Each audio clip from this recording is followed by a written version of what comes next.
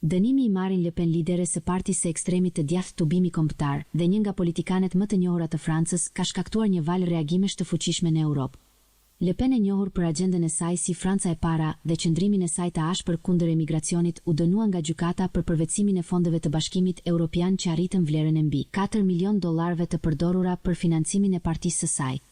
Vendimi i gjykatës ka shkaktuar një tërmet në politikën europiane, pasi udhëheqës të djathtë nga e gjithë Europa janë bashkuar Le Pen në mbështetje, duke konsideruar këtë dënim si një goditje të padrejtë ndaj një politike që e konsiderojnë të nevojshme për mbrojtjen e interesave kombëtare. Kryeministri hungares Viktor Orban e mbështeti hapu Le Pen, duke shkruar Jesuis Marin, unë jam Marin, një mesazh solidariteti që shprehte mbështetje për të.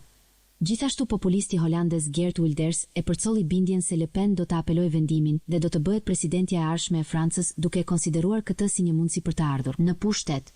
Ndërkohë Matteo Salvini, zëvendës kryeministri italian, tha se ne nuk friksohemi, duke theksuar që ky dënim nuk do ta ndalonte Le Pen në rrugën e saj të politikës. Vendimi i gjykatës i ka mbyllur Le Pen mundësinë për të kandiduar për president të Francës në vitin 2027, një pozicion për të cilin ajo kishte shprehur ambicie të qarta.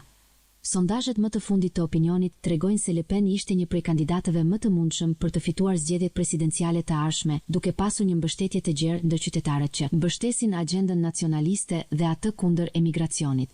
Ky dënim ka nxjerrë në pah edhe një përplasje të thellë midis politikave të djathta dhe të majta në Europë, ku shumë lider të djathtë shohin këtë vendim si një përpjekje për të minuar dhe penguar lëvizjen e tyre për një Europë më kombëtare dhe më të centralizuar.